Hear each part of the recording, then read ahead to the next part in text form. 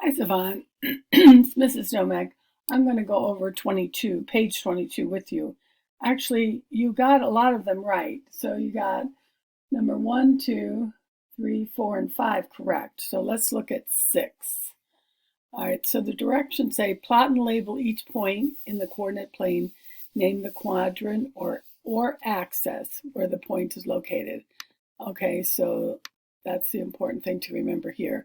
So let's plot this. So we start at 0, 1, 2, 3, 4, and then it's 0. We don't go anywhere from there. So there's our point of F, 4, 0. Okay, oops, F, 4, 0. Okay, so as you can see, 4, 0 is actually not in any quadrant. It is on the x-axis. So the answer to number 6 is x-axis because it's not in a quadrant. Okay? All right, but all the others you had right on that, so that was great. All right, let's look at number 7. It says if point E above is reflected across the x-axis, what would the coordinates be? All right, so point E is 3, negative 3.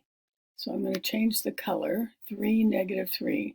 So 1, 2, 3, 1, 2, 3.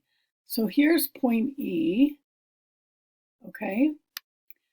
3 and negative 3. We always start at 0 and we always go to the right first. Or, I'm sorry, we go to the x-axis first. Over here we would go to the left. All right, so E is 3 and then down negative 3, so that's point E. So if point E is reflected across the x-axis, that would be like we're folding it here, and where would it go across this x-axis? All right, so we're still going to go across 3, but now we're going to go up 3. So that is where it is reflected across the x-axis. Let me see what you had. You had negative 3, negative 3. Okay, so what you did was you reflected it across the y-axis. So you had the right thing in mind. It's just that it's the x-axis. So we're going to go up this way. Okay, so the points are going to be 3, 3. Okay, all right, but you had the right idea there. All right, so let's look at number 8. It says, imagine that one of the points given in problem 1 to 6 has been reflected. The reflection is in quadrant 2. What are the possible coordinates of the reflected point? Explain. All right, excuse me. All right, I have to move my paper up. When I do, I'm going to lose what I've already written, but you should have that down. And if you don't, get it down before I move my paper up. So, all right, here we go. All right, so number 9 says, imagine that one of the points given in problems 1 to 6 has been reflected. The reflection is in quadrant 2. What are the possible coordinates of the reflected point? Okay, so let's take a look. Hold on.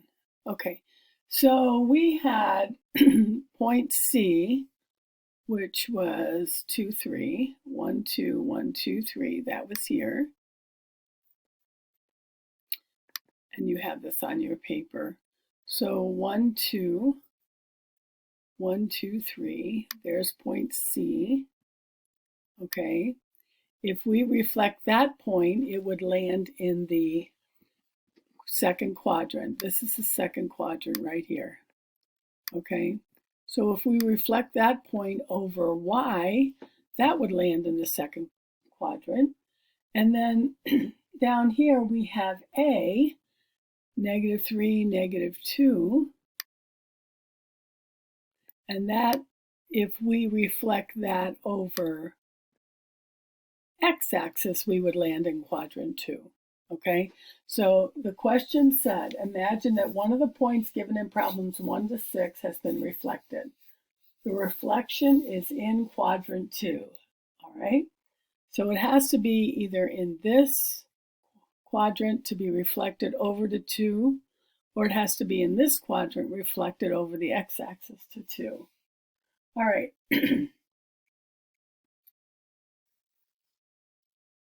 Okay, so let's just pick one of those. We can pick C. Okay, and so if we reflect this over the x or the y-axis, I'm sorry, because we have to land in quadrant 2, we went over 2, so we're going to go 2 this way. Then we went up 3, so we're going to go up 3 here, and here would be C's reflection. Okay, you see that?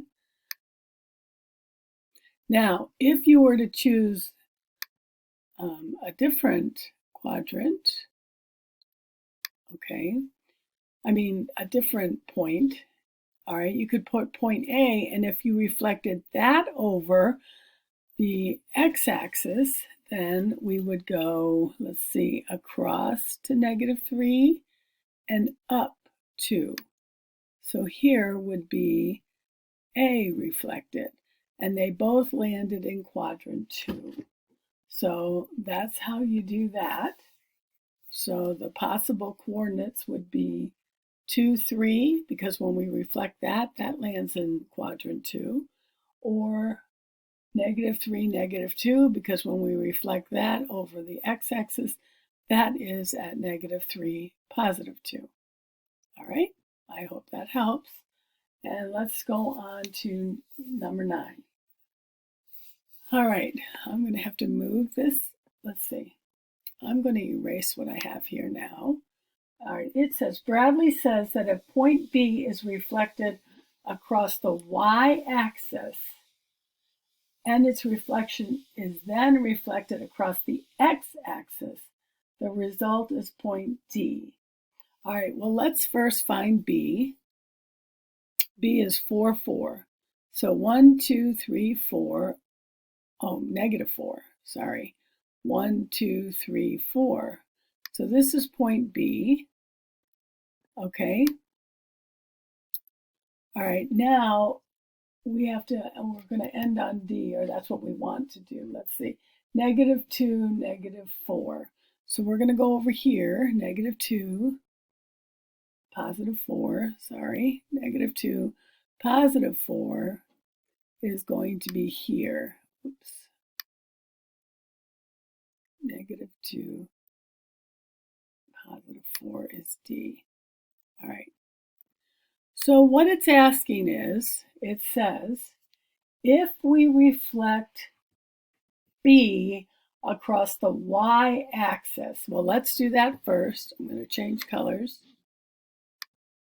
All right, so if we reflect B over the y-axis, this is y, we would have to go 1, 2, 3, 4 down there. Okay, so 1, 2, 3, 4, down 4. 1, 2, 3, 4. So this would be the reflection of B. So reflection, I'm going to put an R there to mean the reflection for B. Okay? All right, then it says, this reflection, if we then take this reflection and reflect it over X, they're telling us that it should land on point D. And we have to determine if that's true. All right, so again, we're going to go, we went across 4, so we're going to go across -4. This time we're going to go up to 4. Okay, so here's the reflection here, and they say we land on D. Did we land on D? No, we didn't. D is -2, 4, and our reflection was -4, 2. So you just need to explain that in the area there.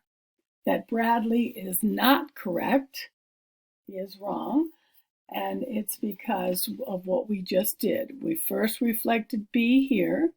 Then it says take that point and reflect it over here.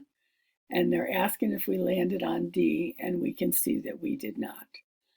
All right, Savon, I hope that helps you. Have your mom, or ask your mom to dojo me or text me if you need more help. I'd be happy to help you. All right, thanks. On any of your pages. All right, thank you. See you later. Bye. Okay, so